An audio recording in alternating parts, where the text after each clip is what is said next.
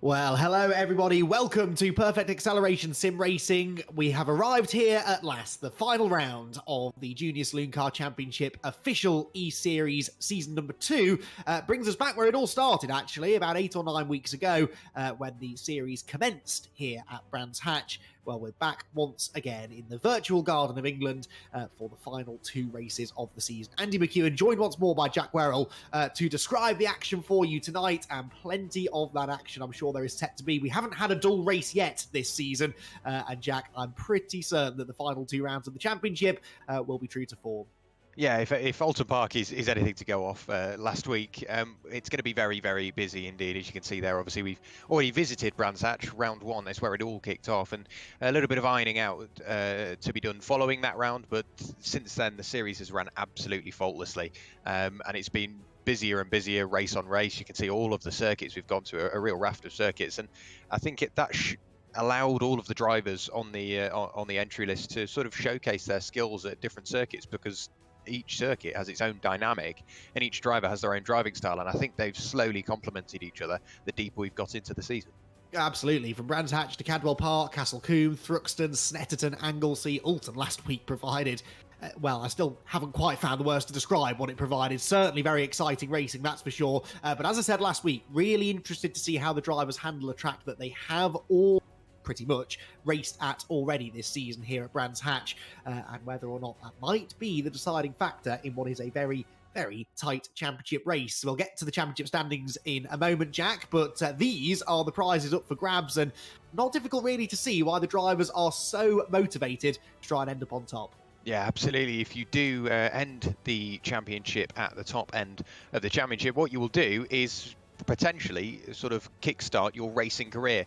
And what a way to do that. You get a free entry into the Junior Saloon Car Championship Scholarship. So you're not necessarily guaranteed to drive, but what that does do is allow you to work on your media skills, your fitness, your time behind the wheel of a car as well. And there's a brilliant network of individuals involved that should hopefully allow you to carry a lot of that experience into your racing career, hopefully with the Junior Saloon Car Championship. If you finish second, you get a PASR3 Sim Rig to help you in your sim racing endeavours. And if you finish third, you get an MSI 32-inch curved gaming monitor or £200 cash. But I know if I was finishing third, I'd be taking that gaming monitor because it could pair up quite nicely with a racing rig. And we've already seen it 7 times this season. We'll see it for an 8th this evening. If you get driver of the round, you win yourself a very snazzy pair of 3M UK sim racing gloves.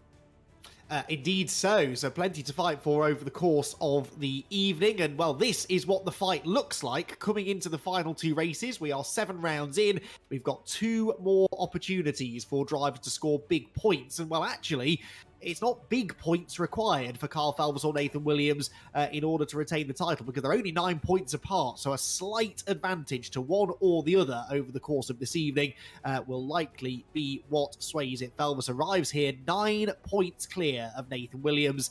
9 points when there are more than 50 still up for grabs is absolutely nothing, especially when you consider that we have no dropped scores tonight. Whatever happens, happens. You can't undo it. You can't reverse it. And, well, if Kyle or Nathan have a bad night, that will likely hand the championship to their rival. They're not mathematically the only ones in contention. Jordan Taylor, Harley Connolly, Luke Sintler, they're all mathematically within that 50-odd point bracket. But realistically, Jack, we've narrowed it down to those top 2, and Jordan Taylor perhaps as an outside bet, but I think really he's got his eyes more on Harley Connolly and Luke Sintler. Yeah, absolutely. As Jordan Taylor, it's quite a tricky round for him because he wants to finish third, and finish third he may do, but of course he wants to help his teammate Kyle Felvis. So if that means he's got to play a little bit of rear gunner, I'm sure it will cross his mind. But yeah, it's going to be quite a busy job in terms of sort of a mental evening for Jordan Taylor. Physical, I'm sure it will be as ever. But Brands Hatch, what a way to round out the season. 1.2 miles almost exactly of some of the finest British racing circuits. And again, it's not necessarily the longest circuit, like I say, only 1.2 miles, but it's got a lot of elevation change and a range of different corners. And I think that will be showcased again in an upcoming series. So Brands Hatch, we've already been to twice in this season. The next series we will be kicking off is the PASR MX5 Cup. That will run on Thursday nights, much like the Junior Saloon Car Championship official E-Series, running on a pretty much exactly the same timetable. So qualifying would start at around about 7:30 UK time, allowing everybody to get back from school, college, university, work, or if you sit around all day, it gives you a bit of time maybe to practice on the run up to an event. to be confirmed, £300 prize fund, £40 for the full season entry, and you can't really argue with that. You get 6 rounds with 12 races for only £40. There's 15-minute qualifying, 2 20-minute sprint races like in the Junior Saloon Car Official eSeries. If you'd like to know more, go on to perfectacceleration.co.uk/MX5 Cup. And Andy, I think you've got your eyes on that one, haven't you?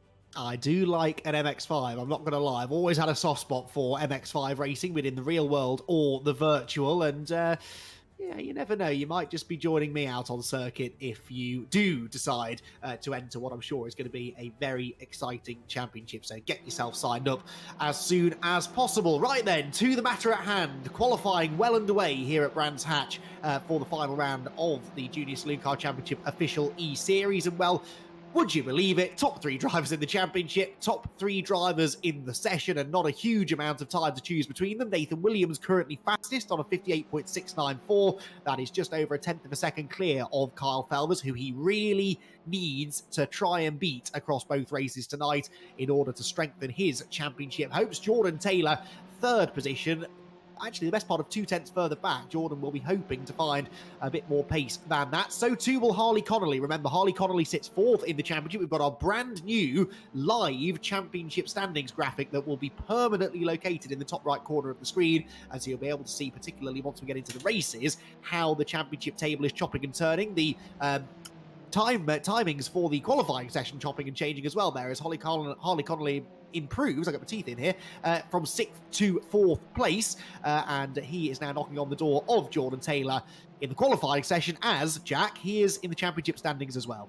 Yeah, he is indeed, and he's, when you look at it, as expected at Brands Hatch Indy, the qualifying times are so close. So if you just gain a couple of hundredths, that could put you up, what, 4 or 5 rows, not just 4 or 5 positions, 4 or 5 rows. Leo Bell towards the line, does he improve that time through? No, unfortunately not. But the closest cars we've got out there, you've got Lewis Stannard and Albert Henriksen Bell separated by 1/1000th of a second. Then you've got Matt Guest and Leo Bell separated by only 0.003 of a second, and that's just maybe leaving the car in gear slightly too long and rolling off the power band, or nibbling a bit too much curb, or running slightly wide. It's such a fine margin, and if you're potentially behind another car, you could gain all of that just by sitting in some of the aerodynamic assistance. So qualifying here, more than anywhere else that we've seen on the calendar, is crucial to your race 1 and maybe even your race 2 aspirations.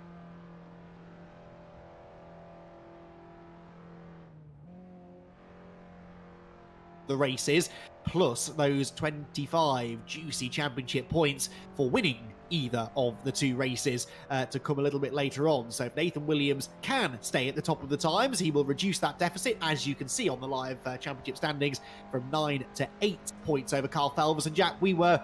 Well, no, I was going to say we were doing some maths before we went live. That's a complete barefaced lie. Tom was doing some maths before we went live to try and work out exactly what is required of our various championship contenders here.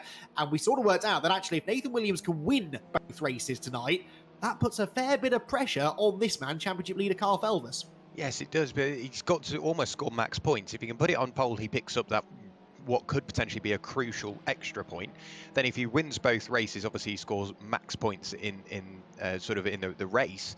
But then what you need to focus on is the fastest laps as well. So if he can do all of that, he's in with a good shout of winning the championship. But Kyle, he's got a whole position to play with. If he finishes 2nd in both races, it does almost just enough for him to secure that championship. If he finishes 3rd, he's got a lot to think about. He will have, hopefully, Jordan Taylor fighting away with him, or maybe helping him as well. But Jordan's got his own championship to think about, which is what you mentioned. He's got his eyes on Harley Connolly, Luke Sintler, and we can't really rule out anybody else, because whilst they can't threaten the overall position, what they can do is threaten the race position and therefore the point scoring position, and what that could do is put a hole in your championship aspirations. It certainly could, and Kyle will be only too aware of that. Oscar Abbott says here, coming out of Paddock Hill Bend, slowly and offline, whether that's because he's just left the pit lane or because he had a bit of an issue at Paddock Hill Bend, I'm not so sure. Here comes Jake Wardle across the timing line, was 15th, goes 13th, so adds insult to injury actually there for Oscar by going 1,000th of a second quicker than him and breaking into 13th place. On the timing screen, well, it's not exactly lighting up like a Christmas tree, is it? Lots of drivers failing to improve in the sectors. Carl Felvers and Jordan Taylor, in fact, in the pit lane, so they're not going to improve in the... Oh, no, they're not now. My timing screen updates. They are still circulating, but still not improving in the sectors. Olivia Kronoska also not really on forward improvement, and so it looks as though Olivia is going to be staying probably in 12th place. Let's see what she can do in the second sector, though. Yeah, not enough to improve, and continues to round out the top dozen on the grid. So 30 seconds to go. I think most drivers finding their limit now, really, and a perfect start to the evening for this man, Nathan Williams, who accelerates through Clark Curve and will have time, if he wants it, actually, for one more flying lap, but already just over a tenth of a second clear at the top of the times. He's not going terribly quickly at the moment, and he will definitely be setting his sights now more towards the first race, where actually, Jack, I don't expect a huge amount to change. There is a chance, of course, that the points could sway slightly one way or the other. We know that the championship is highly likely to go down to the final race anyway, at least mathematically, but it is that reverse grid race where things can happen, as we saw a week ago. Yeah, absolutely. We did see, I'm not sure whether you're looking in the background, a very spirited pit entry from Jordan Taylor, so we won't see anything further from him. But yeah, Nathan Williams, he's been fairly consistent throughout the season. The thorn in his side was, I think, the poor Thruxton result for one reason or another. But yeah, he's been very quick, very consistent. So too has Kyle Felbus, so too has Jordan Taylor, and I just want to say it more now than later on. For the most part, the driving standards, the respect and the quality of the racing we have seen from round one to now has been absolutely fabulous. We've been left with, well, we've not been left with nothing to talk about at any point. Harley Connolly across the line won't improve. Bertie Bream, unfortunately, won't this time. Neither will Matt Guest. I think that's all she wrote for qualifying. Yes, Harry Dios also not likely to improve from his position perched on the grass. So I think that is it for qualifying. Nathan Williams then on the pole position, and a dream start to the evening for him with Kyle Felbus starting alongside him, but looks like Nathan's got the pace. He's got a point out of Kyle already, and he will be gunning definitely for a pair of race victories. We've seen drivers come close to doing that a few times in the past. Indeed, Nathan as well definitely has the pace to do it, and that has to be the target really across tonight's two races. Well, speak of the devil, Nathan Williams arrives in the commentary box. Nathan, congratulations, brilliant effort there in pole position, just over a tenth of a second quicker than your championship rival Kyle Felbus, which around a circuit like Brands Hatch Indy is a pretty handy margin to have. You've taken a point out of him as well. So far, so good. Yeah, obviously it's very good so far. Obviously, it is still, I'm thinking about the championship still. But so 1 point, it's a very good start. Obviously, it's still 8 more to go. But so far, obviously, it's been quite a good race. What's the game plan then? 2 races to settle it. You know really that if you can win those 2 races, that sort of puts the ball in Kyle's court, doesn't it? Do you think that you've got the pace, outright pace, if everything goes to plan to do that and take the maximum points tonight? So yeah, I think I have the outright pace, but with Bram's been a very difficult track to overtake. The second race is going to be difficult, and also, obviously, for the past couple of rounds, it's obviously been quite chaotic in the first couple, second race. So obviously, it's about trying to work your way through the pack.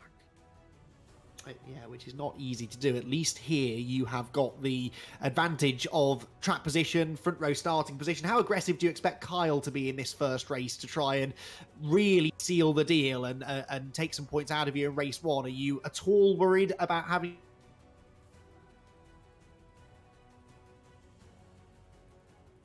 First round. Oh, there we go. Sorry, Nathan, we lost you briefly there. Carry on. Yes, obviously, I know Kyle will be very aggressive because obviously we have experience of this track in the first round where I started first, Kyle started second, and he managed to get up to P1 by turn 2. But obviously, I think I have a bit more of a pace advantage this time. So hopefully I'm able to keep the lead, and if I think I can keep the lead out of lap 1, I should have a pretty good chance of retaining it till the end. Well, we'll leave you to it, Nathan. I know that there's a lot going on in your mind. You've got a lot to process before this first race, but huge congratulations on the pole. One small step, perhaps, taken to championship contention. We'll wait and see how you get on through the rest of the night, but we all wish you the very best of luck. Thank you. So Nathan Williams then with, as I said, a really, really strong opportunity here to, if nothing else, Jack, just start turning the screws a little bit. It's not that Kyle Felbus has relaxed or taken anything for granted, but the closer that Nathan can get in the points, if he can go and win this first race, for example, that does just start to put that pressure on Kyle Felbus, and pressure can do funny things, can't it? Yeah, it can. It's not just going to play on his mind sort of during the race. It will do on the run up to it, having already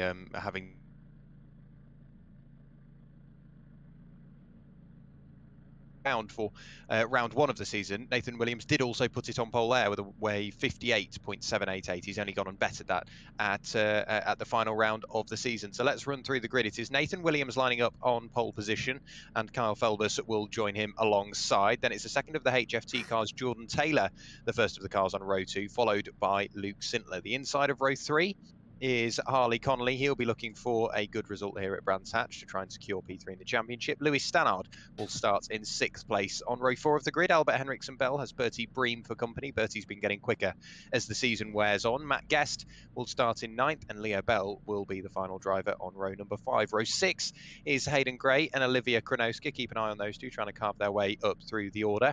Then it is Jake Wardle with a late improvement from 15th to 13th. Oscar Abbott says will line up in 14th. And then it is Harry Dios and Nathan Snaith. The final car, the 17th and final car on the grid, is Ollie Newton. Again, just another driver to keep an eye on. We've seen sort of spurs of pace throughout the season from Ollie. And on the back row of the grid, not necessarily where we're used to seeing him, but we may see him slowly start to pick up the pace.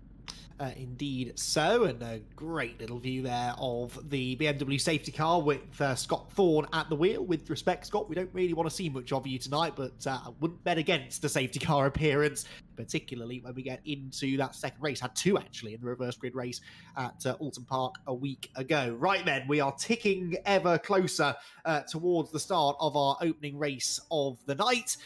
Predictions, Jack. What do you think? Is this Kyle Felbus is for the taking, or do you think in your heart of hearts that Nathan Williams can steal it?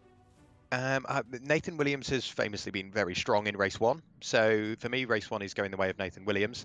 Race 2 is anybody's guess, but we usually see the two HFT cars working their way through the order, and Kyle Felbus seems to pick through the traffic just slightly quicker. But one thing to note, a shorter circuit means a shorter lap. A shorter lap means you could catch traffic sooner.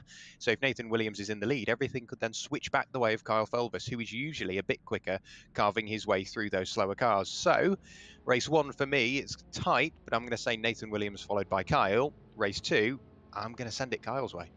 You very helpfully not left me enough time to put any predictions in myself. That was perfect. Red lights are on. We're ready to go racing for the first time tonight at Brands Hatch. Lights out. Away we go. And a good start made by really all of the drivers right at the pointy end of the grid. It should still be Nathan Williams who has the advantage heading towards Paddock Hill Bend. Yes, it is, with the two HFT drivers slotting in behind. Felbus second, Jordan Taylor third, Harley Connolly fourth. A very orderly start, I have to say. Single file through most of the field through turn 1.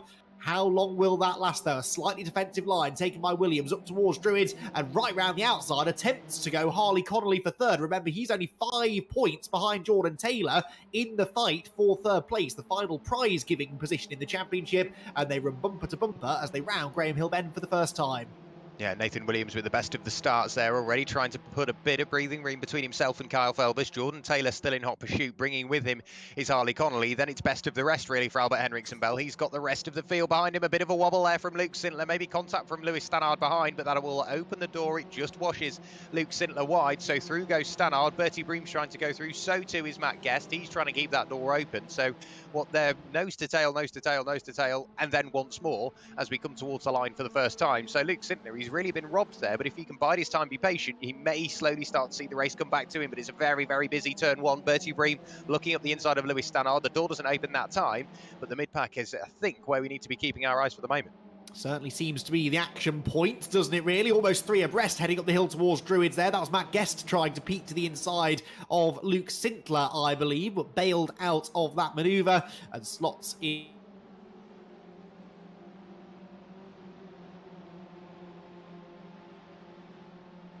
All the way back to 10th place, running absolutely nose to tail. At the head of the pack, though, it is Nathan Williams starting to streak away. And I'll say streak away, half a second up the road. Dive up the inside from Bertie Bream, and that will get him 6th position. A peach of a move, except he overdoes it. Misses the apex, carries straight on. And a beautifully read situation that for Lewis Stannard. Gets the switchback, gets the place back. Yeah, great move from Lewis Stannard. That's just what it takes, being patient, let the race come to him, and he's just picked up a place because of it. Bertie Bream is still behind.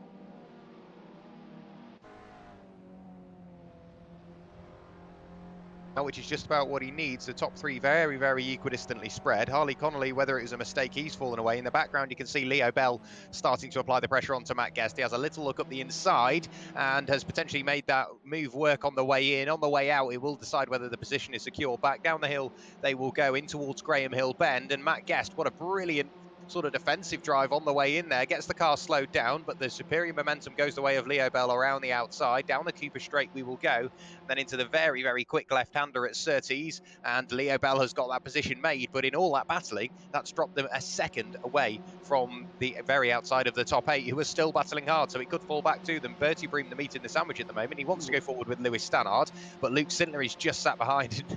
I think the gasp of air from the both of us shows just how close he was to the external part of the circuit.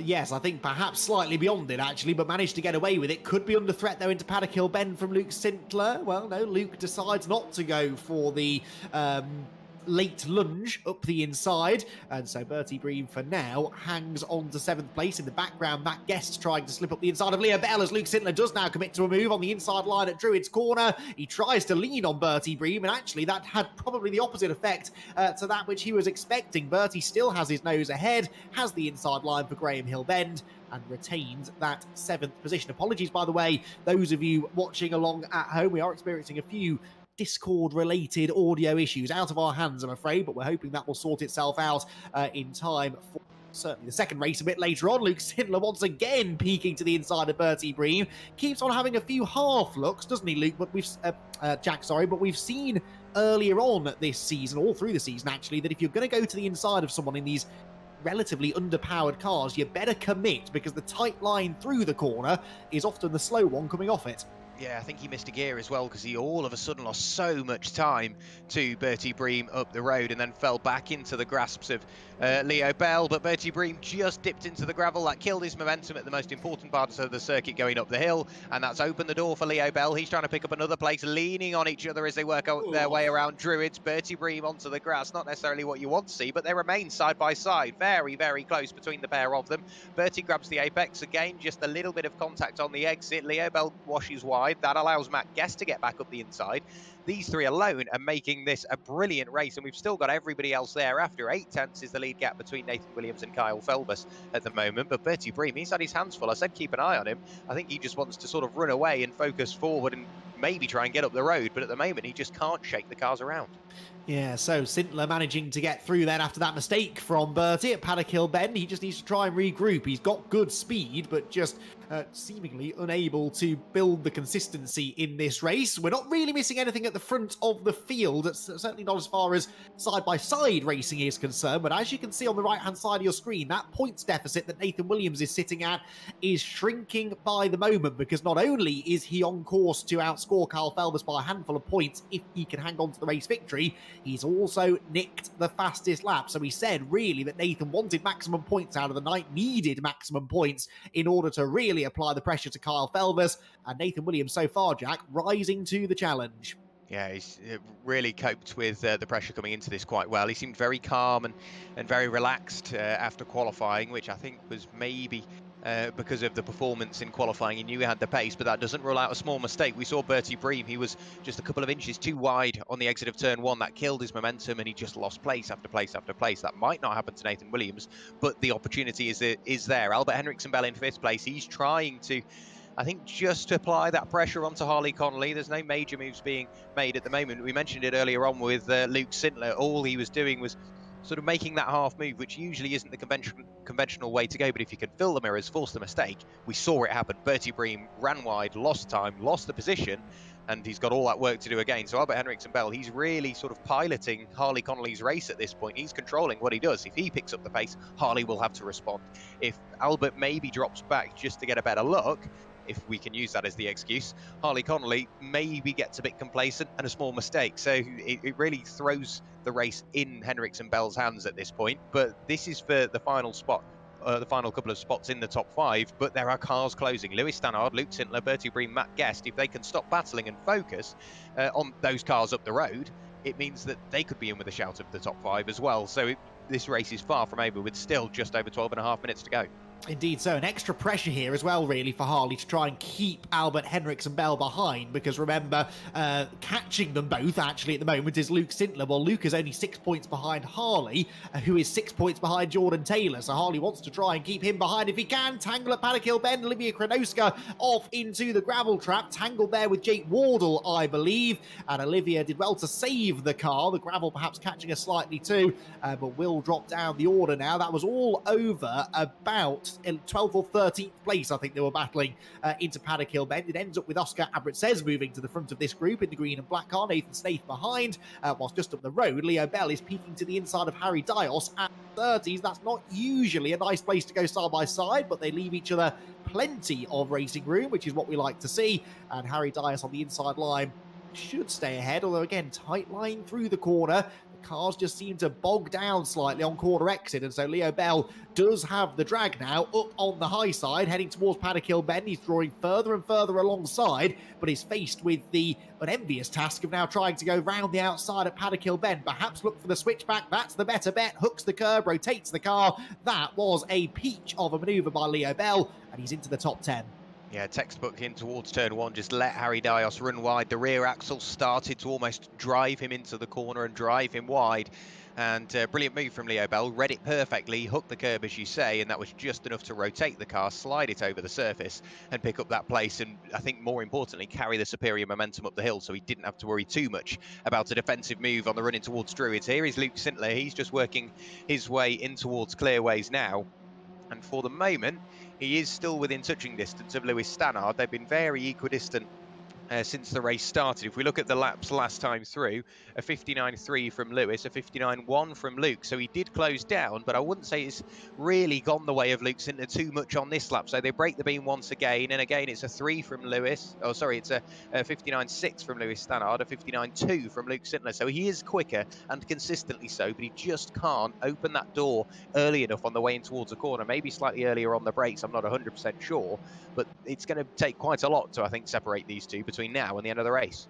Yes, I tend to agree with that. Luke Sintler then applying the pressure to Lewis Stannard. Out through Graham Hill Bend they go, and down the Cooper Straight at the front of the pack. Nathan Williams continues to lead, 7/10 his advantage. They've really romped away from Jordan Taylor. Jordan's sort of in no man's land, actually, having the least interesting race of anyone out on track. He's 2.2 seconds behind the leaders. He is 3.5 seconds clear of the Harley Connolly and Albert Henricks and Bell battle. There they head through Clark Curve, still in the same order.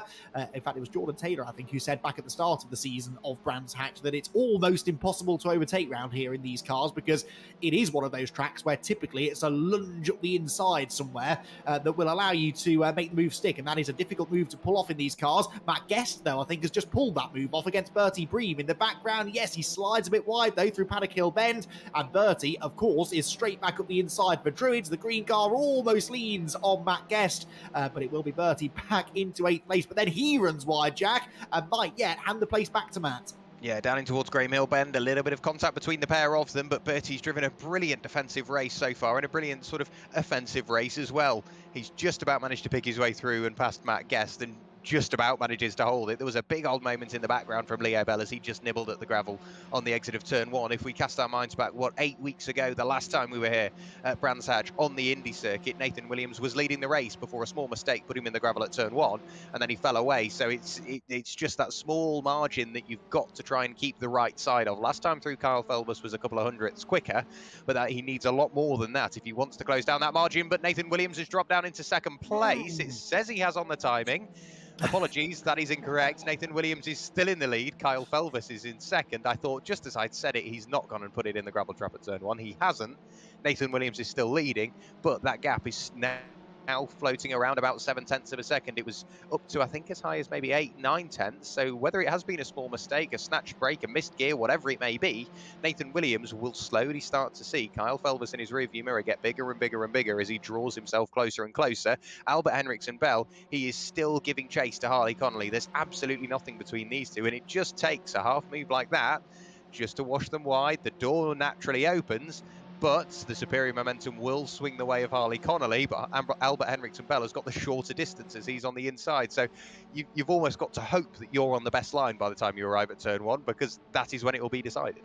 Yes, indeed so, and decided, for now at least, in the favour of Harley Connolly, who retains that 4th position. But yeah, scary moment there for Nathan Williams, and hopefully that is as scary as it gets for him with 7 minutes and 40 seconds to go in this opening race of the night. Just needs to stay out of trouble, but the closer that Felvers gets, the more pressure he is under. Speaking of pressure, this is Luke Sintler versus Lewis Stannard, the battle that refuses to die, and they're still side by side heading into Graham Hill Bend, and Lewis Stannard just leaves room for Luke, who then has that traction and the momentum on the outside line, but the outside at 30 is not a nice place to be, especially with 2 wheels on the grass. Surely he won't pull that off.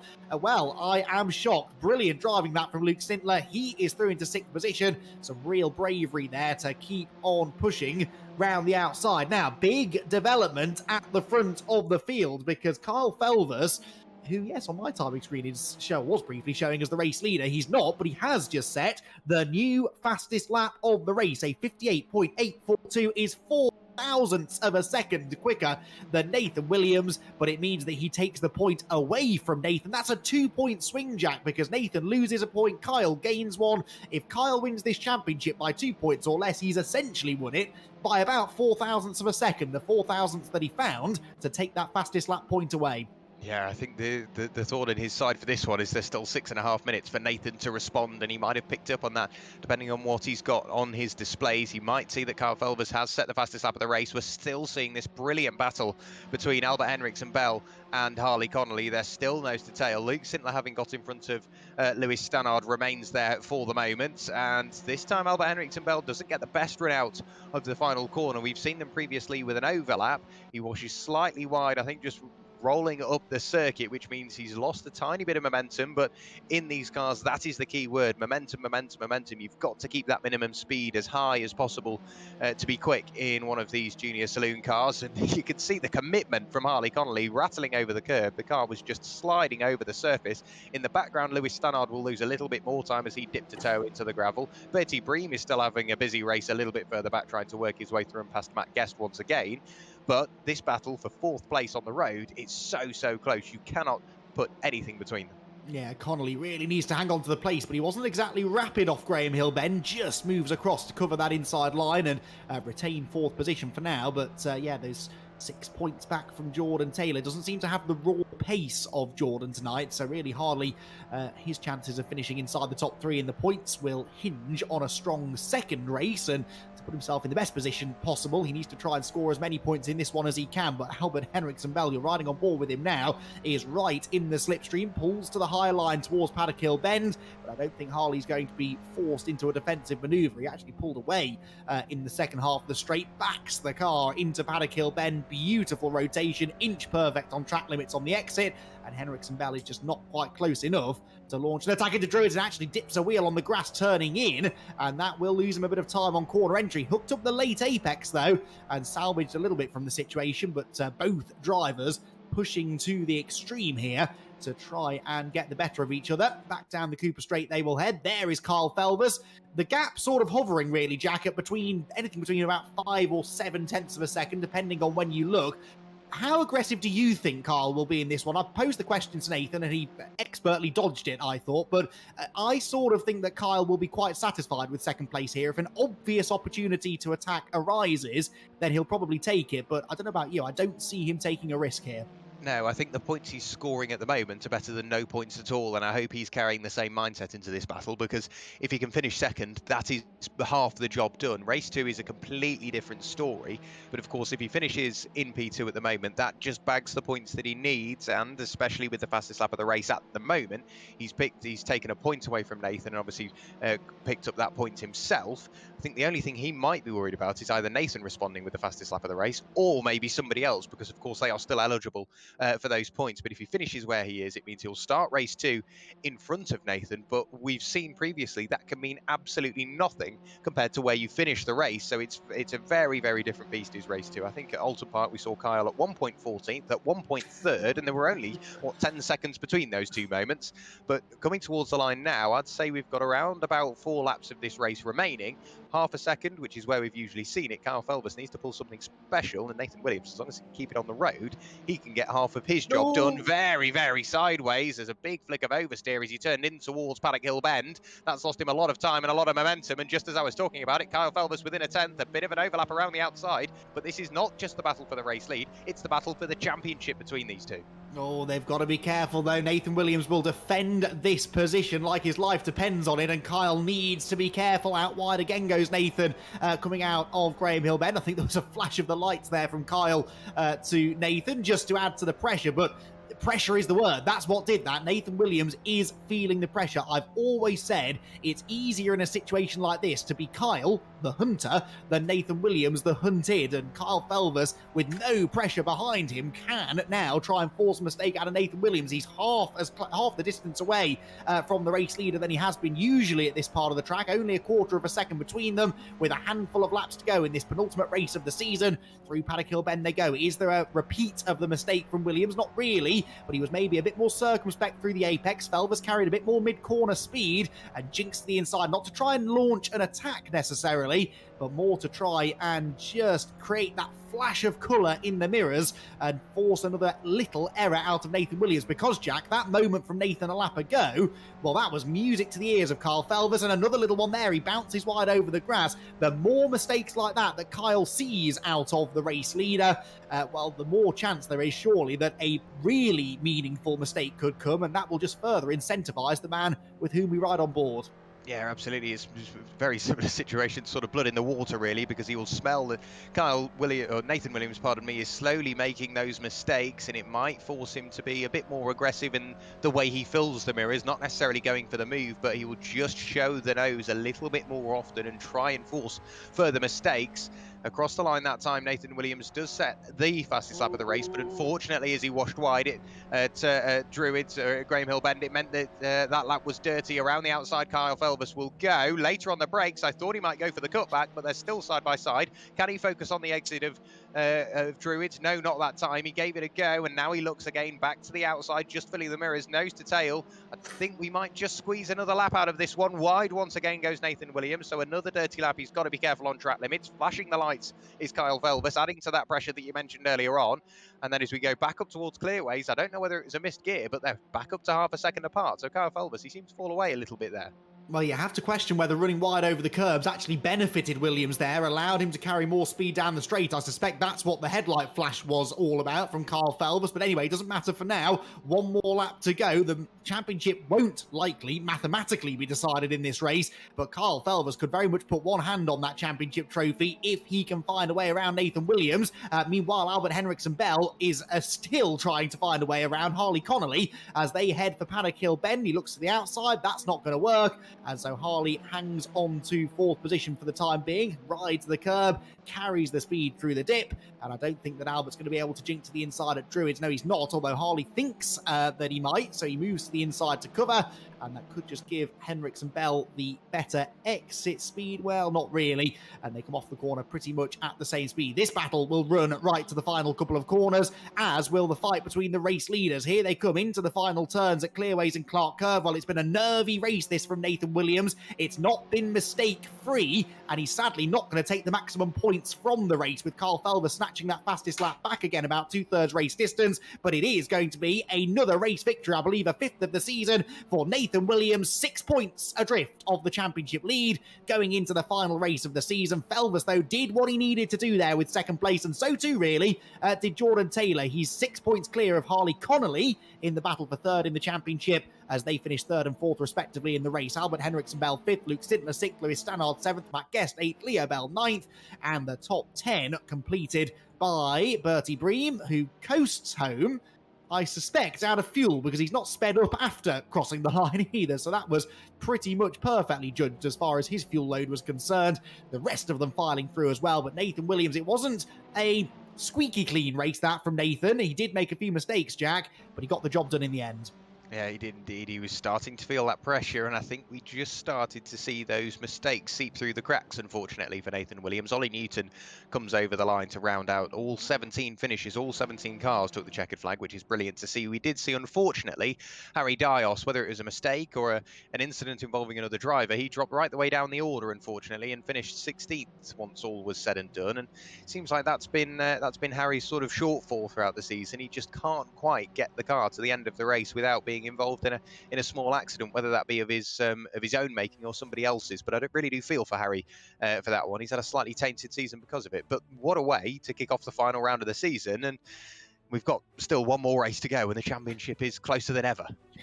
Yeah, absolutely. Just the 6 points between them then going into the decider, which is coming your way very shortly. But first, we have a chance to chat with our top 3 drivers from that first race. And it was, in the end, a lights to flag victory for Nathan Williams. But as I'm sure Nathan's about to tell us, it was anything but straightforward, that race. Nathan, good start. You pulled a bit of a gap early on, but half race distance, Kyle really started to apply the pressure, and a couple of mistakes from yourself meant that was a pretty nervy second half of the race, I suspect. Yeah, I think in the early stage of the race, I just dug my rear tyres in, so I had no rear grip. That was really cost me in time. Then eventually, I think got to the end, I think the nerves got to me a bit, and I was trying to just push the car too much, which just led to me sliding around a bit too much and making a couple of mistakes, allowing Kyle to get right behind me. Yeah, and we could see that the car really wasn't handling well, particularly through Paddock Hill Bend, the first corner, but you managed to hang on. And I got the feeling watching that little battle that you had inside the last few minutes that you were kind of willing to put it all on the line there, do what you had to get the win. I mean, it was so important, wasn't it, to get those points in the first race? Yeah, obviously, if Kyle got the win off me there, I think that'd be championship over. I don't think I'd really have a chance, obviously. With Kyle getting his fastest lap, it's still going to be very difficult to gain 6 points in one race, but slightly possible. But obviously, if he did get the win, it wouldn't have been possible at all, really. You were nervous in that race, you said, under pressure from the race lead. Well, now you've got to come from the back of the grid, and we've seen how hectic these races can be. How are the nerves going into the second race, and how confident are you that you think you can get this done? The nerves are quite high. Obviously, I've got Jordan and Kyle ahead of me, and obviously a lot of other fast drivers on a circuit like this. I think the confidence is quite hard. The confidence is quite hard to gauge because obviously there's a lot of people. There's loads of incidents in these second races. So obviously, I think I could say that I think I have the pace to do it, but then it's not entirely decided by pace. It's also slightly decided just by luck of the draw. It certainly is, but we wish you the very best of luck with it, Nathan. That was a brilliant performance, good drive under pressure for the victory. Best of luck for race 2. Thank you. So Nathan Williams gets the win in race 1, but as we said there, Jack, it was anything but straightforward. Yeah, it was indeed. So the man he was fighting from start to finish was Kyle Felvis. Kyle, race 2 on the way, championship closer than ever, 6 points separating you, and we're hearing now, if we can look into the future, if you were tied on points, leaving race number 2, the championship would go the way of Nathan as he has more wins. So you either need to win the next one or ensure you don't tie for points. So quite a mathematical race on the way. How are the nerves? How's the pressure feeling on the run up to the final race of the season? Yeah, for sure. I think there's definitely some nerves there, but I came into this round, I was definitely nervous before, but as soon as you go on to qualifying, you've just got to treat it like it's round 1. You can't have it in your head that you could lose at any moment. So I think that race was all about just trying to drive as quick as possible, put those quali laps in. That's what I did, and I caught him eventually, but it just wasn't enough.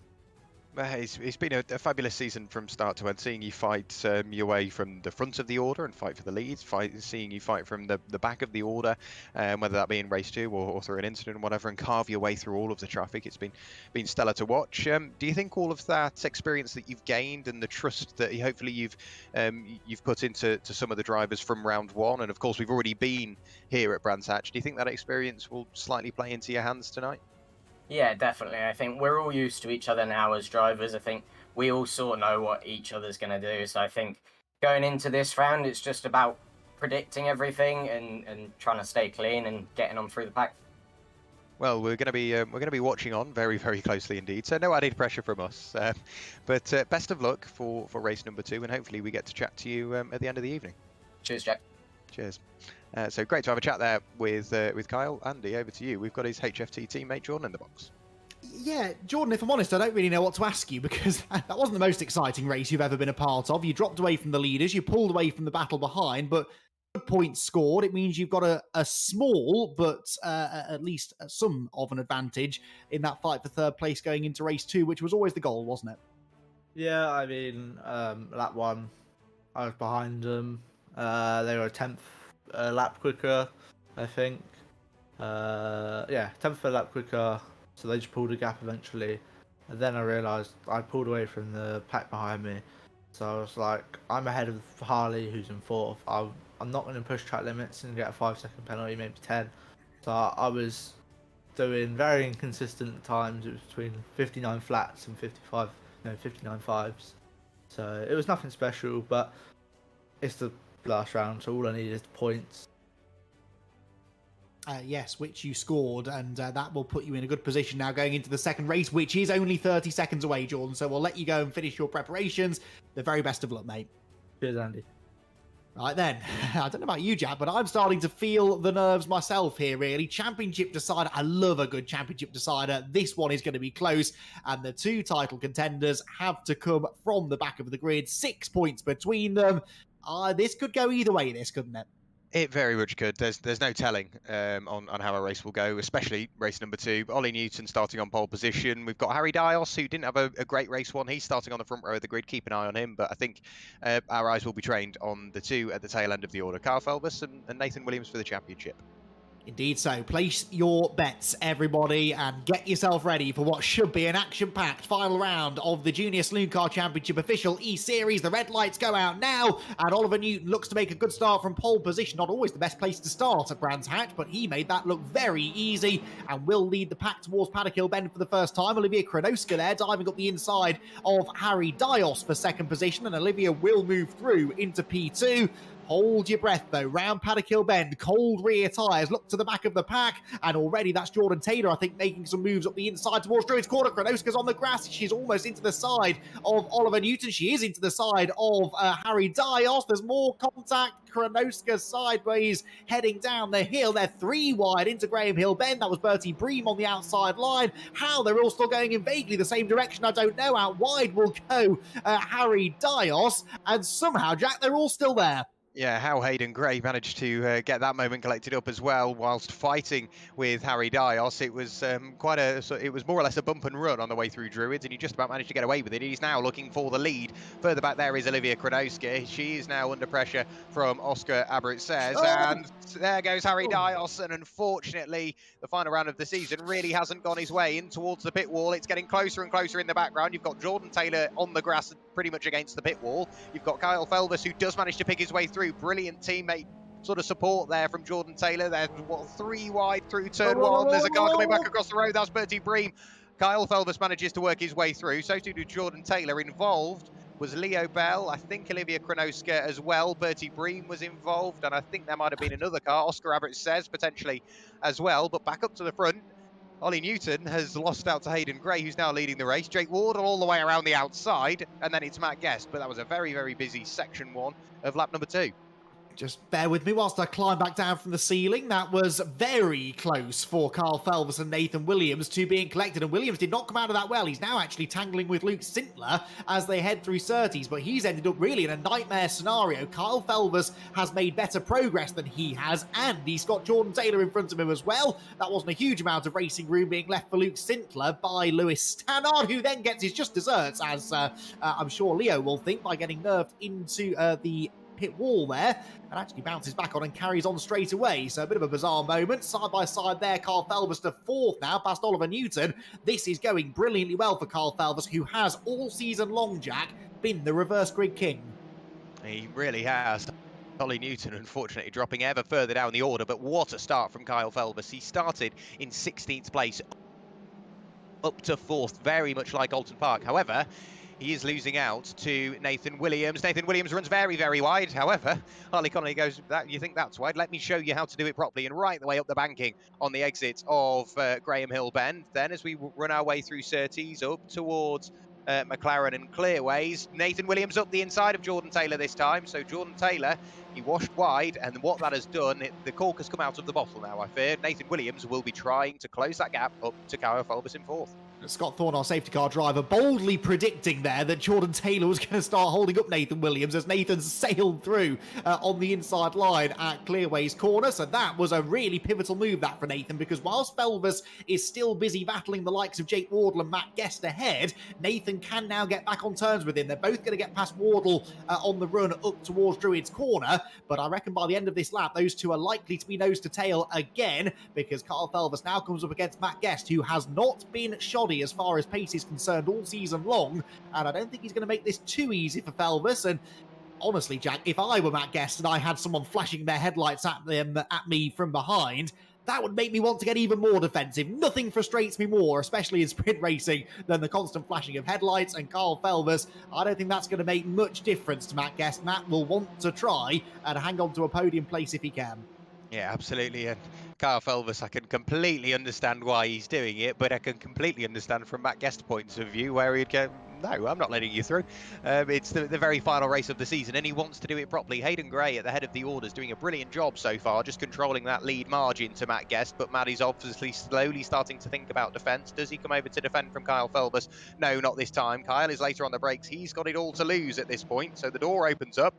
He does manage to carve his way up the inside halfway through the corner, and is there still an overlap? Just about no. So Kyle Felvers up into second place. Matt Guest falls to third, and I think that's rather crucial for the championship fight at the moment, because Kyle Felvers has put that all-important car between himself and Nathan Williams. Absolutely, and he's now got clean air to attack into, hasn't he? 1.2 seconds the gap to Hayden Gray. You would imagine Kyle will probably catch Hayden at some point, but if Nathan Williams can't immediately get past Matt Guest, then this could allow Kyle to build a bit of a margin. Off Clearways and Clark Curve they will come at the end of lap number 5. We're only 5 minutes into the final race of the season, and already Kyle Felvers has come from pretty much the very back of the grid into pretty much the front of it. Second place at the moment as they turn through Paddock Hill Bend. Guest in third. Williams really now starting to look antsy. Wants to try and find a way through, and Matt Guest goes much more defensive against Nathan, I notice, than he did against Kyle Felvers. He left the door wide open for Kyle up at Druids a lap ago. Not the same sort of courtesy afforded to Nathan Williams, who still cannot find a way through as they drop down the hill into Graham Hill Bend. He's going to get tempted into a lunge. He goes to the inside. There's a little bit of contact on the apex. Around will go Matt Guest, and that was exactly what I feared. Matt Guest was getting his elbows out. He was frustrating Nathan Williams, and Nathan ultimately, Jack, was tempted into a low percentage move that has cost him at least one position and may get him in some trouble post-race. There's now further contact between he and Harley Connolly, and Nathan Williams' race and championship is starting to unravel. Yeah, it really is. It's very much under threat at the moment. Kyle Felvers only 7 tenths away from the race lead. Jordan Taylor managed to pick his way through, and these two once again banging doors. Nathan Williams and Harley Connolly over the line absolutely together, still bouncing off the side of each other's car. Nathan Williams has got to be so careful, but he's got the championship to think about. Does he just need to dab the brakes, pull out of the move and focus on the exit at turn 1? But no, he's very, very aggressive around the outside. You can see the car on the absolute edge of adhesion, struggling to find the grip. On the run up towards Druids, they're still just about side by side. They sort themselves out at the apex, but Nathan now looks to nip up the inside, which will evolve to the outside for Graham Hill Bend. He tried it on Matt Guest, it didn't work, and this time Harley Connolly just puts the car in the middle of the road, forcing Nathan to go around the outside all over the grass again. Track limits is potentially an issue as well, because that can still affect you post-race, and whilst he's got in front on the road, there could still be some question marks over whether that position will stay. You think? Track limits? What track limits, says Nathan Williams. That was his own interpretation of track limits there through Graham Hill Bend. And yes, I'd be very surprised if that wasn't looked at post-race. Such a shame, though, for Nathan, because we know he has got speed. We know he's got the consistency to win a championship. He proved that in the Ginetta series not that long ago. But under pressure, perhaps just doesn't quite have that composure, does he? That someone like Kyle Felvers has, perhaps, to make the right decisions. And I really thought that that was going to be a phrase that would come back to bite me, because almost we had contact there between Kyle and Hayden Gray for the race lead. Hayden Gray is now getting the headlight treatment himself, but Kyle doesn't really need to force the issue here. His fight is with Nathan Williams, and Nathan is losing further time by the corner, battling here with Harley Connolly. Leans on Harley going through Graham Hill Bend. Harley will give him one back down the Cooper straight. Jack, this has got disaster written all over it. It does indeed. I don't know whether he attempted to give that position back there because he was starting to pull away from Harley Connolly, and then we looked back and they'd swapped back around. Nathan Williams, he's having to go the long way around, all the way around the outside at clearways in towards Clark Curve. They will go on to the start-finish straight and just about manages to get in front, does Nathan Williams, ahead of Harley Connolly. But look at that time lost. And Nathan Williams, he's been pitched into the wall by Harley Connolly, into the tyre wall, and hopefully no damage, but you've got to say, is that sort of signed, sealed and sent there for Nathan Williams? It can all still unravel for Kyle Felvis as he's fighting with Hayden Gray. That's the last thing he needed, as the championship fight was going to be decided in this race and potentially still is. Yes, that was really unfortunate, that for Nathan Williams then, and I fear you may well be right that is championship hopes pretty much out the window now after that contact down the pit straight. Never a place that you expect or want to see any contact, and in fairness, I don't really think that Nathan did anything particularly wrong on that instance. I think that he did leave just about a car's width to the inside. But anyway, thankfully not my decision to make. What we can do is focus on what is still a tremendous battle for the race lead. Kyle Felvis on the inside line here. He's got the run, he's got the momentum. He has got what should be the preferred line into Paddock Hill Bend. And Kyle Felvis, I reckon, is going to now really seal this championship by moving to the lead of the race. And whilst Nathan Williams has been getting himself involved in scrapes left, right and centre, Kyle Felvis has driven so far a squeaky clean race, hasn't put a foot wrong, hasn't got himself involved in any argy-bargy, and his reward is the race lead and provisionally should be the championship on course. I would ignore temporarily the point standings on the top right corner of your screen, because by our maths, this should be more than enough for Kyle to wrap up the championship. Yeah, absolutely. I've got to say, from at least the driver's perspective, from what I know, Kyle there, he put a lot of trust into Hayden Gray, having got in front immediately, again, jumping on the brakes up towards Druids. You put a lot of trust in the car behind that they will stop because they're so even on pace. You don't know whether the pace is so close because Hayden is slightly later on the brakes, but that compromises his exit. So it's sort of 6 of one and half a dozen of the other, but Kyle made that look textbook, and he's only pulled away almost to the tune over 0.6 of a second by the time they cross the line. So a brilliant lap there from Kyle Felvis. Jordan Taylor is still in the background. Nathan Williams, unfortunately, he's down in 6th place at the moment, but for me, Jordan Taylor, he's done everything he needs to. He came into this evening wanting to secure 3rd place, and I think at the moment he's done an all right job of making that so. Yeah, no, he certainly has. So looking good for him as Kyle Felvis drops down through Graham Hill Bend. Now the points have updated themselves. Well, not updated themselves. Scott Thorne has done a fantastic job of updating them to show a 7-point advantage now for Kyle Felvis as it stands. Nathan Williams will drop to 2nd place with Jordan Taylor holding on, we think, to the 3rd position. So Luke Sintler here, 5th position on the tail of Harley Connolly. Luke Sintler's had a really strong night, made that brilliant move in race 1, didn't he? And he might need another one now if he's to move ahead of Harley Connolly for 4th. Yeah, he's doing a brilliant job so far, is Luke, and he came into this round in 5th place. Of course, now the fight is between himself and Harley Connolly. Apologies there for the cutting out, but Luke Sintler is getting closer to Harley Connolly. Whether it will be enough, I don't know, because there's 6 points separating them, so we hope for the clean move. We've already seen the pair of them get caught up in battles this race. Behind them, they will have Nathan Williams, which hopefully we can ride on board with at some point, just to spot if that car has any damage. It did go quite heavily in towards the tyre wall, so down the hill we go, braking in a straight line. It seems like the car's handling okay visually. It could be a very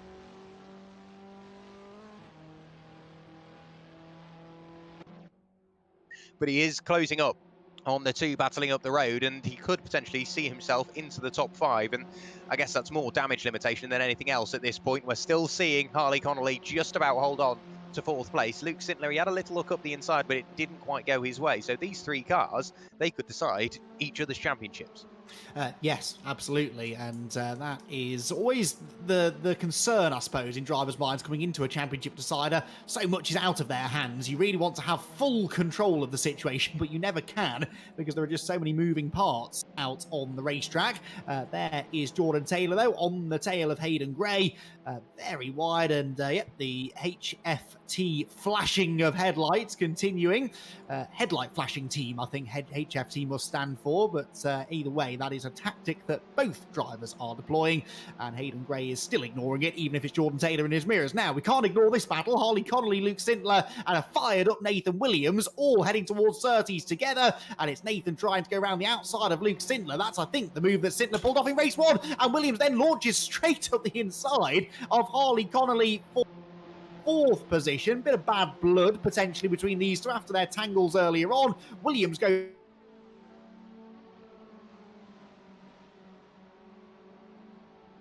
Connolly not out of it either. How is this one going to sort itself out, Jack? I'm not 100% sure because Luke Sintler back up the inside of Nathan Williams. I think as Nathan Williams made contact with Connolly, that just killed his momentum. But Nathan Williams on the inside now of Luke Sintler, potentially Harley Connolly on the inside of the pair of them. And we're 3 wide up towards Druids. Contact between all 3 of them, bouncing off each other. So somehow Harley Connolly came out on top of that one. Further contact between Sintler and Williams. Williams isn't pulling punches anymore, decides to dive up the inside just to show the nose, and it doesn't quite work for him because Harley Connolly goes wide and just about manages to hold on to 4th place. This time Luke Sintler's on the inside on the run up towards Surtees of Nathan Williams. With all this battling, Albert Henriksen Bell has come in on the mix as well, so 4 cars all fighting over the final couple of spots in the top 5. Nathan Williams still on the inside of Luke Sintler. Albert Henriksen Bell will try and go through the same gap, and I think does so this time. This race is far from over for these 4 drivers, and if they continue to battle in the background, Lewis Stannard, he's got the best seats in the house. Yeah, and Nathan Williams still has to try and find a way past Harley Connolly, and every time he's tried so far, it's ended in contact. So Nathan will not be, his mood won't be improving, that's for sure, inside the cockpit of the number 5 car, which is under threat from Albert Henriksen Bell and Luke Sintler, actually, as they head towards Druids Corner. So Connolly then up into 4th position, and Nathan Williams' frustration continues, but really now I think for Nathan, not much point getting himself too stuck into all of this. The championship has likely gone, and actually further penalties could jeopardise his 2nd place in the championship. It's not beyond the realms of possibility, and he just needs to try and bring this one home now, score as many points as he can, don't get involved in any incidents that could lead to post-race penalties, and just chalk this up as one that got away. But to be fair, it was always going to be near mission impossible to wrestle the championship away from Carl Felvers, who does hold provisionally a 14-point advantage, and that free entry to the Junior Saloon Car Championship Scholarship seems to be heading the way of the HFT driver. He's nearly 3.5 seconds clear of Jordan Taylor, who's got the better of Hayden Gray, but isn't pulling away from Hayden at the moment. They're still running nose to tail, 2nd and 3rd. And then we have this magnificent fight for 4th position, which I don't think, Jack, is quite over yet. No, I think it's very much far from over with 4 minutes and 20 seconds to go. These two absolutely nose to tail. Nathan Williams very confident on the brakes and got within touching distance of Harley Connolly. But this time they remain as they are. But Harley will slowly start to, I think, feel the pressure and maybe feel back potentially what he's done to Nathan Williams, but it goes both ways. It is a 2-way street, and that it will all be, I think, investigated towards the end of the race. But Nathan Williams again looking up the inside, can't quite open the door this time. Over the line goes Carl Felbus to set the fastest lap of the race, a 58.883, so picks up that bonus point and moves that margin from 14 to 15 seconds if he didn't already. Nathan Williams, I think it's all eyes on him because he looks to the inside. Harley Connolly goes defensive initially, but this time it almost looks like it's been a long time coming for Nathan Williams because the door opened up and there wasn't too much of a fight put up by Harley Connolly.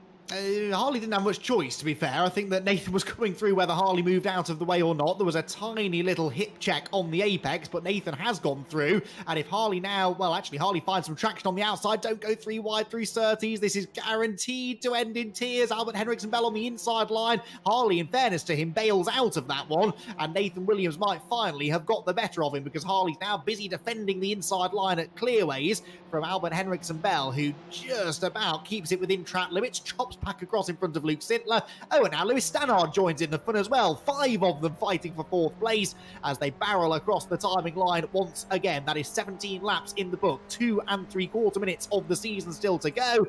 And in the background there, you can see Lewis Stannard making a move now up the inside of Luke Sintler, bounces off the curb, most into the side of the number 72 car, and they were briefly door handle to door handle heading underneath the bridge into Druids. They are still side by side, but that was only really because of a late move to the inside from Lewis Stannard. He levers aside Luke Sintler, but hasn't got the job done yet. No, a brilliant camera angle there. We could see Luke Sindler sort of soaring away at the wheel, trying to keep his Junior Saloon car pointing in a straight line. Doesn't quite work that time on the exit of Graham Hill Bend. That then allows Lewis Stannard to dive up the inside on the run up towards Surtees. We know the outside can work for you, Luke Sindler, so he gives it a go on the brakes, dives deep into the corner, and Lewis Stannard is left with very little to do in the way of attacking back at Luke Sindler. Albert Henriksen Bell does indeed manage to work his way through and past Harley Connolly, because Harley Connolly, when we saw him, he was pointing sideways. I don't know whether there was contact between the pair of them, but Harley falls down the order into 8th place, so loses out to Luke Sindler, loses out to Lewis Stannard. Albert Henriksen Bell, he's had a busy old race.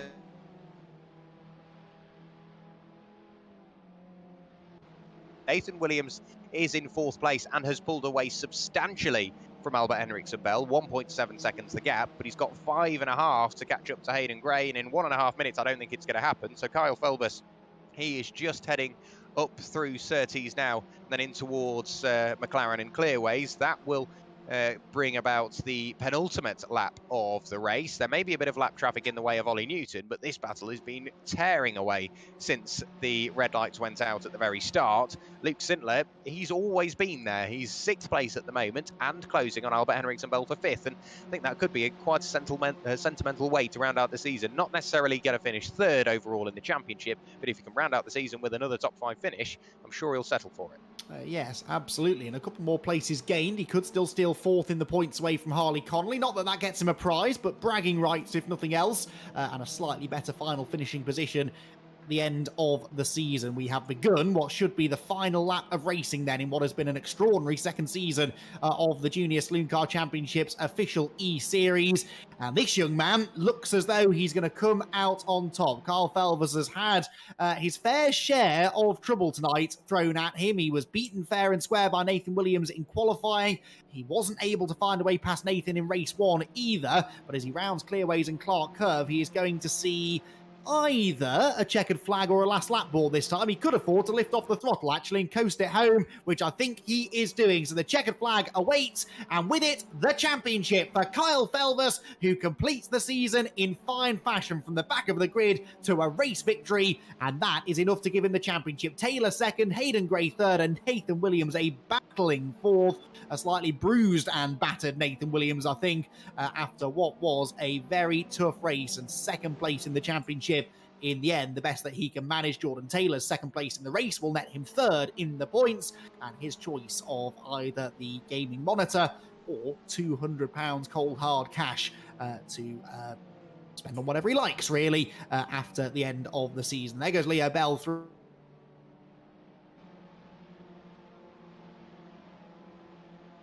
Flawless performance tonight, and well, it's been not a flawless season, but certainly he's had the most consistent season, and consistency wins championships. It does, and it's very much played his way, that final race, but some brilliant driving showcased from Kyle Felbus. It was no mean feat to go from the back of the grid to the very top step of the podium, and I think, yeah, we're going to get everybody towards the start-finish line. That's quite a nice way to end the season, apart from Nathan Williams, who was desperate to jump into the pit lane. But a 1-2 for the HFT racing cars. What a way to round out what has been a brilliant season of 16 races, and every one of them closer than the next. And Kyle Felbus, he came out on top, but it was not easy. What a way to round out a season, and potentially what a way to kickstart your real-life racing career. Kyle Felbus, you're going to the Junior Saloon Car Championship Scholarship. Absolutely, and I know how much that will mean to Kyle. That has really been his priority over the back end of 2023, the beginning of 2024, and as he lines up for the team photos with his teammate Jordan Taylor, we will shortly have a chance to chat to both of them, actually, in our final post-race interviews of the season, and we begin it with our race winner, our provisional champion, Kyle Felbus. Kyle, congratulations. As I said, I know how important that was for you to claim the title. You did it in fine fashion with the victory there in race 2, but an emotional roller coaster, I'm sure that was nonetheless. Yeah, 100%. These 8 weeks have been just full push, like completely. I mean, I'm lost for words, to be honest. That is the biggest moment, you know, in sim racing for me. So I think to win the championship after a really strong battle with Nathan, and obviously Jordan was in contention as well for most of it, I think to win it, that it's just such a great feeling. Well, that's the thing, because you and I, Kyle, we've known each other for a few years now through sim racing. I've commentated on you winning many a race, fighting for many a championship, but there is something special about a series like this that links up with a real world motor racing championship and has a real world prize that could genuinely kickstart a real world racing career for yourself. And that's what makes this so much more important. And it really sort of, it means that all of those hours, weeks, days, months, years that you've put into sim racing, it all had a purpose, didn't it? For sure. I think, everyone talks about this story of, sim racing to real life. And I think to actually manage to get there, I know it's not a full season yet. It's just a scholarship entry, but it's something real. And I think I've completed that story so far, and it can only go up from here, really. And, yeah, over these past few years, I've had so much help from everyone, including my team. I mean, Jordan, and then two of my teammates who can't do this series, Nikki and Ethan. I think they've definitely helped me improve as a driver. And of course, my parents. I mean, my dad's my biggest inspiration, so I think he always pushes me to go further, and all of his advice I take on board. And I think if without it, I wouldn't be here today. No, absolutely. And I know your family are huge supporters of you. They've really put the time and effort in as well to your sim racing and allowing this to take place and to come out on top, Carl. We're all incredibly proud of what you've achieved. And we wish you the very best of luck as well with the scholarship. Be sure to keep us posted on how it's gone. But for now, congratulations, Kyle. And yeah, well done. You're the champion. Cheers, Andy.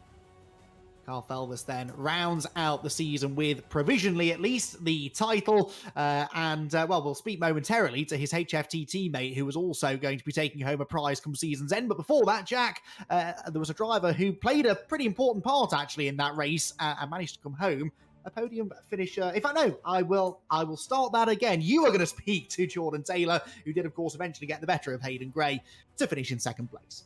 Yeah, so Jordan, it seemed like very similar to race one, at least from my perspective. Quite busy at the start, and then the race just came to you, and you brought the car home in second place. You've scored a massive haul of points again this evening. That secured you provisional P3 in the championship, and obviously that is a prize-giving position. What are your, not just this evening, but throughout the previous 8 rounds, the previous 16 races, you must have enjoyed yourself once or twice. It looked like you have. Yeah, it's been a good season all round. I've personally had my ups and downs with technical issues, and if you've raced with me before, or if you've ever been in a voice chat with me, I always have these lovely issues that we have in sim racing. So yeah, we take that on the chin. We take the positives out of what we have to end the season on a 1-2. I think couldn't be any better. And Kyle, champion, I think that's the best we could have done for HFT. Maybe if I was a P2, that would have been the cherry on top. But I'm happy that I managed to have a strong final round and come home with a prize. Yeah, good to hear. It's been a pleasure to watch throughout the season. You've left us with a lot to talk about for sure for seasons to come as well. Is this necessarily a sign of things to come? Will we see you in a race car anytime soon? Obviously, you've not necessarily won the scholarship, but that isn't really the be all or end all of your aspirations, I'm sure. What's the plan going forward, sim racing or otherwise? So sim racing will be a go as well. Hopefully soon to come some better equipment that will allow me to be a bit quicker, and then I've also got plans to race this year towards the back end of the year. I just need to get myself into gear and build my car, which is usually a good start, because I don't think I'll be very good at carrying it. It's great to hear, and I'm sure everybody wishes you the very best in not only sort of real world racing endeavours, but further sim racing endeavours as well. Hopefully with Perfect Acceleration Sim Racing for the final time this season. Is there anybody that you'd like to say a quick shout out to, a quick thank you for getting you through? A shout out to everyone on the grid, because from round 1 at Brands to now, the development and how much and how fast everyone's become and got better as a driver is, for me, personally, is it 8 weeks? Yeah, 8 weeks is pretty impressive. And I've been able to help some people, guide some people, and give advice. So I'm glad people are coming away happy, because they've got experience and they've become better drivers. So I think everyone should take a positive out of this and keep their heads up. And shout out to Hayden, because he didn't make it easy for me. He never does, which I enjoy. So, and also everyone who puts it on: Mick, Tom, Scott, Jack, well, you, and Andy. I haven't forgot anyone, so thank you to everyone. Great. Yeah, thank you for everyone putting it on. I tell you what an answer, Jordan. You're very, very well media trained. If media training was anything to go by, you'd be leaps and bounds ahead of some. But yeah, brilliant to have you in the commentary box, Jordan, for the final time this season. Cheers, Jack. Cheers, Jordan. Andy, I feel like I've been put in my place there. What a brilliant answer there from Jordan. We've got Hayden Gray in the commentary box. If a career as a racing driver doesn't work out for Jordan, I suspect a career in politics beckons for Jordan Taylor. Very nicely done. Yes, Hayden Gray, of course, was unfortunately overtaken by Jordan. I'd forgotten that in the drama of the championship battle. So Hayden had to settle for third place in that one. But Hayden, still nice to have you on the podium and genuinely battling against a couple of the quickest drivers in the championship. That's a good sign, I think, of how much you've improved over the course of the season. Yeah, I thought a big thanks to Jordan Taylor and Cole for just everything really, even the help. Well done to Cole on the win, and Jordan, I mean, I was putting up some battles, but I didn't really want to battle too hard because I think Nathan Williams was behind. I know he's a lot quicker than me, so I didn't want him coming through as well. So I was sort of judging it really, but yeah, really good racing. It's always difficult, isn't it, as a non-championship contender? Last race of the season, I'm sure you were vaguely aware of the championship battle going on around you, and there is that temptation to just not get involved at all, but at the same time, there was a chance for a podium finish, and you've sort of got to, you owe it to yourself, don't you really, to try and defend, try and get the best finish possible, but it's a tricky situation to be in. Yeah, definitely. I mean, I knew Kyle was winning, and I knew Jordan was up there, so I sort of wanted them to get on with it a bit. I didn't want to hold them both up too much. But yeah, really good race. I'm really happy. I want to say a big thanks to PASR and JSCC for this opportunity. And thank you, Andy. Thank you, Jack. Thank you, Tom. Thanks everyone for running it. Thank you, Mick. And all the people on the grid as well. You see, Jordan, he started a thing now, hasn't he? They all think they've got to thank us. We're just here for a good time, honestly. We just enjoy watching you guys race. But Hayden, we really enjoyed having you on the grid this season. Hopefully not the last time we see you here at PASR. And very well done on rounding the season out with a podium. Thank you. So they were our podium finishers, Jack. What do you reckon? Can we get another thank you maybe out of the final driver that we're going to speak to tonight? Because there's one more prize to be handed out. Yeah, there is indeed. Quickly before that, I was just looking at Hayden Gray's Discord profile, and I can see it's Hayden Gray 2010, and realised that could have been the year he was born. That's made me feel very old. Don't say that. Don't say that. We do have a driver of the round, as per always. Luke Sintler, the final driver of the round this season in the Junior Saloon Car Championship official eSeries. You've won yourself a pair of 3M UK Sim Racing gloves, and tell us, will they be put to use in the future? Because we're at the end of one. What are the plans for the future? Yeah, of course they will. They'll be put to use in the PASR MX5 Championship, hopefully. So yeah, they'll be put to good use. Great stuff. Well, we'll look forward to seeing you in the Mazda MX-5 Championship. But this season, it's been closer than anything I've really ever seen before. And consistently, we had battles and positions and everything changing throughout the entire season. And it's been a pleasure to watch and a pleasure to cover. But from your perspective, in a few words, can you round up what it was like? Because I don't know whether it was a new car that you were having to get used to, maybe a couple of circuits that you've not driven before, racing against a few drivers that you've not raced against before. I'd imagine it was a big learning curve, but I'd imagine you enjoyed it. Yeah, I've definitely enjoyed it, and it's been a good experience. I did the championship last season, so I have a bit of experience behind me, but now I've managed to put in some better performances and hopefully come out with a good place in the championship. And it's been very close all season. I mean, I've been battling with my championship contenders in every race and trying really hard to beat them, but sometimes not. So yeah, it's been really, really close this season, and it's been a very good championship to be a part of. Well, it's been great to see you out there. You've certainly kept us busy from start to finish. Again, anybody you'd like to shout out or thank you for the final time this season? Yeah, I've got to say a thank you to the everyone at PASR for the championship. It's been brilliant, and been a pleasure to be a part of. Yeah. Great stuff. Cheers, Luke. Thank you for jumping in. Congratulations on driver of the round for the final round. Andy, I've got to say, the future of British motorsport is looking very, very bright because all of these drivers, teenagers, and some are just outstandingly quick. Others with a bit to learn. But the thing is, you can teach them and they can pick up on absolutely everything. And we've seen it, we've heard it, the driver development from start to end of just this championship has been absolutely outstanding. So I think, yeah, the future of British motorsport has got a hell of a lot to look forward to.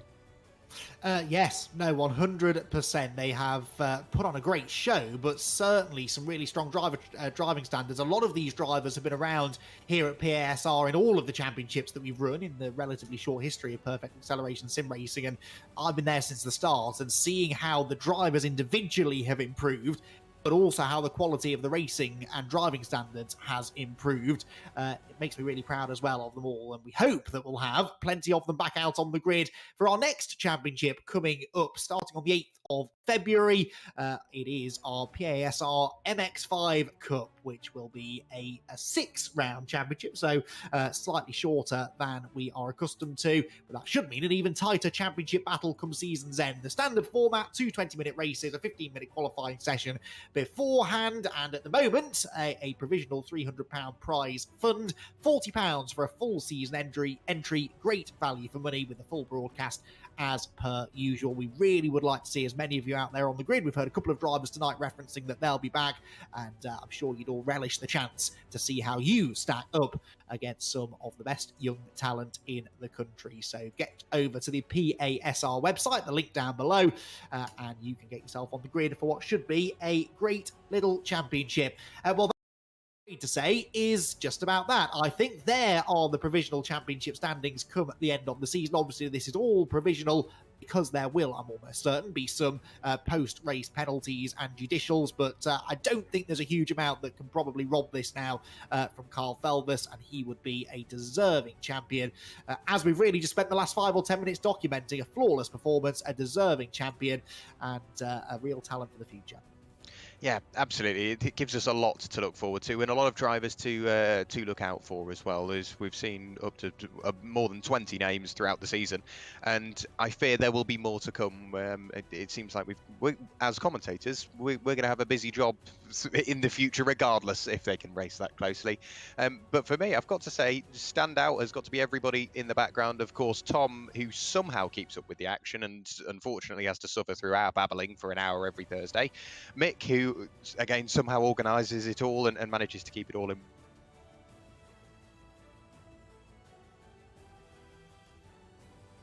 to try and sort through any sorts of protests, judicials and judges of fact.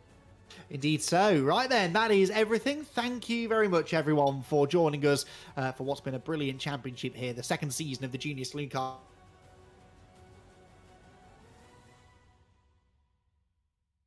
over the last 8 weeks or so. That is all we have time for tonight, though. We will leave you in peace to enjoy the rest of your Thursday evening, but we'll all be back very soon for more of the same.